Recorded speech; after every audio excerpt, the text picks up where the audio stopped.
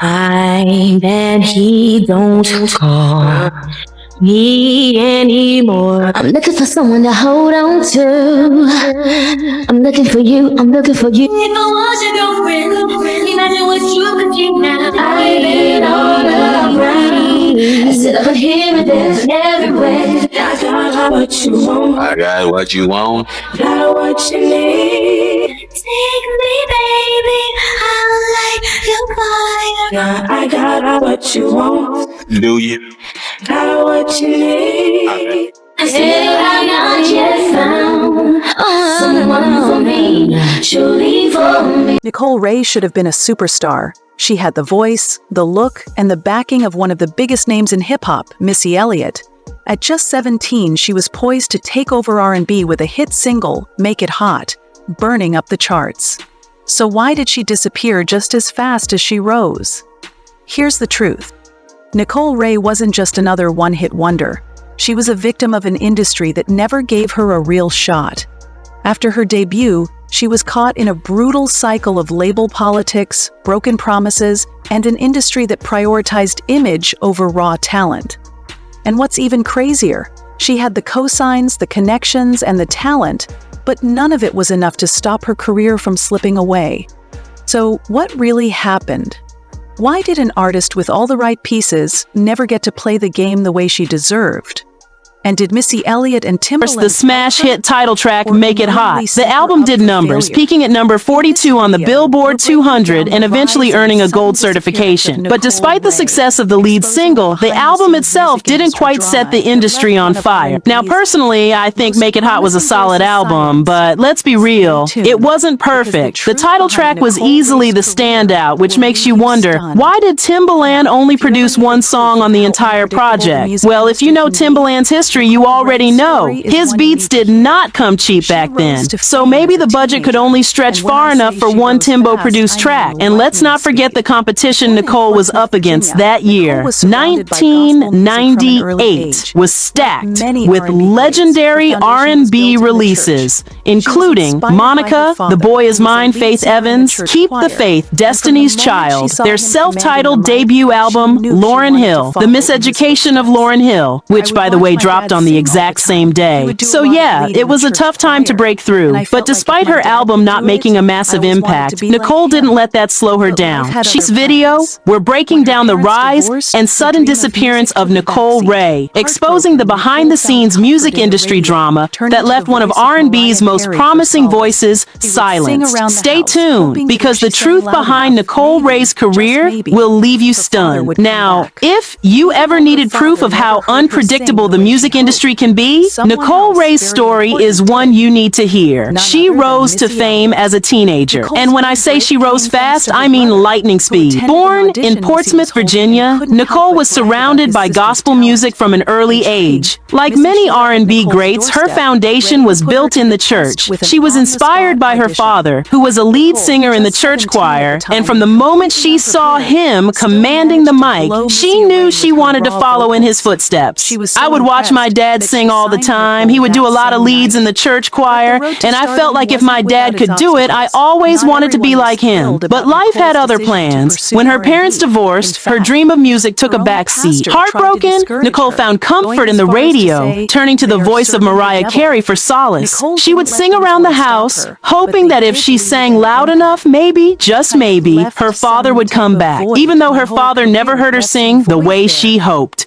Someone else very important did, none other than Missy Elliott. Nicole's big break came thanks to her brother, who attended an audition Missy was holding and couldn't help but brag about his sister's talent. Intrigued, Missy showed up at Nicole's doorstep, ready to put her to the test with an on-the-spot audition. Nicole, just 17 at the time and completely unprepared, still managed to blow Missy away with her raw vocals. She was so impressed that she signed Nicole that same night, but the road to stardom wasn't without its obstacles. Not everyone everyone was thrilled about Nicole's decision to pursue R&B. In fact, her own pastor tried to discourage her, going as far as to say, "They are serving the devil." Nicole didn't let those words stop her, but they did leave an impact. It kind of left some type of void my whole career. It left some void there. As she faced struggles later in the industry, she couldn't help but wonder if her pastor's words carried any truth. Was God trying to send her a message? Despite the doubts, Nicole pressed forward. While still in high school, she dropped her debut single, Make It Hot, and just like that, the industry was watching. Her future in music seemed brighter than ever. But then, things changed. Over the years, Nicole's music output slowed down, and fans were left asking,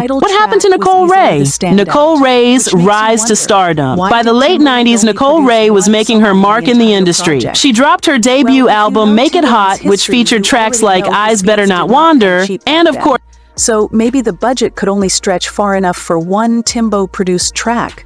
And let's not forget the competition Nicole was up against that year. 1998 was stacked with legendary R&B releases including Monica, The Boy Is Mine, Faith Evans, Keep the Faith, Destiny's Child, self-titled debut album, Lauryn Hill, The Miseducation of Lauryn Hill, which, by the way, dropped on the exact same day. So yeah, it was a tough time to break through, but despite her album not making a massive impact, Nicole didn't let that slow her down. She kept her name in rotation by featuring on Missy Elliott's track, All in My Grill. But she wasn't satisfied with just being a feature artist. She wanted more. Having tasted success, Nicole was ready to take control of her career. She began working on her second album, Electric Blue, and for the first time, she took the reins by writing her own songs. She even released a single, I'm Looking Around, but things didn't quite go as planned. The sophomore slump that never happened. Nicole Wray had every intention of keeping her momentum going with her sophomore album, Electric Blue, but when she dropped I'm Looking Around, it became clear that lightning wasn't striking twice. The song was a solid effort. Fans enjoyed it. But it didn't come anywhere close to the success of Make It Hot. And as we'd later find out, the song's performance wasn't the only issue. Behind the scenes, things were getting messy. Nicole revealed that Missy Elliott was juggling too many artists at once, signing new talent left and right.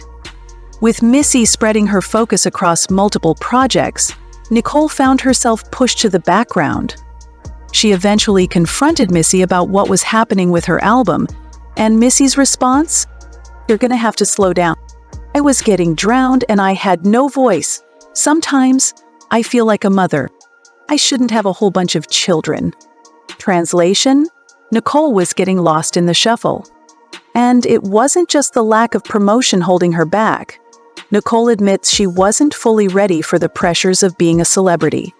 I wasn't prepped for celebrityism or whatever you want to call it. I was young, my mom was managing me, Missy was still learning about the business, the ups and downs, we were all just figuring it out. Looking back, I'm definitely owning it on stage more today than I was back then, but I still do get shy. It didn't take long for Nicole to realize that growing under Missy's wing was going to be a struggle. So, she made a bold move. She walked away. The bad news? That decision officially buried her sophomore album. The highly anticipated Electric Blue was never released, leaving fans wondering what could have been. And trust me, the setbacks didn't stop there. The struggle and the comeback that almost was. During this time, Nicole was going through it. She had gone from a rising star to feeling completely lost. Abandoned by industry friends, unsure of what to do with her career, and battling feelings of depression and failure. To stay afloat, she started writing songs for other artists, just trying to keep herself in the game. But the industry can be brutal, and without the right backing, getting back on top seemed nearly impossible. Then, in the mid-2000s, a lifeline appeared, and it came from none other than Dame Dash. Nicole met Dame through Con Burns, and he wasted no time in offering her a deal with Roc-A-Fella Records. At the time, the label was looking to expand into R&B, and Dame believed Nicole was the perfect artist to spearhead that transition. Nicole jumped at the opportunity. She was hungry, determined, and ready for a fresh start. That same year, she dropped her first Rockefeller single, If I Was Your Girlfriend. The track performed decently, and for the first time in years, things seemed to be falling into place.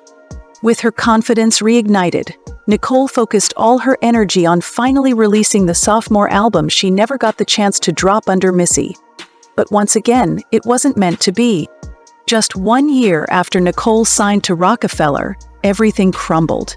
Jay-Z and Dame Dash had a major falling out, and their behind-the-scenes battles led to the collapse of the label. Nicole had no idea what was happening. She found out the same way everyone else did. I went back home, got on the internet, and saw Rockefeller Records is done. Jay-Z is going this way and Dame Dash is going that way. I was like, what? Nobody told me nothing? Just like that, her second chance disappeared. The label was done, and along with it, any hope of finally releasing her sophomore album. But trust me, Nicole wasn't giving up yet. Rebirth Lady Wray, years after the chaos and heartbreak of the industry, Nicole Wray rebranded herself, this time as Lady Wray, with a new name and a new sound. She made her awaited return came with the release of her sophomore album, Queen Alone, under Big Crown Records. Though it didn't reach the commercial heights of Make It Hot, this album was different. It was deeply personal, raw, and reflected just how much Nicole had grown as an artist and as a person. She described the project as a reflection of where she was in life.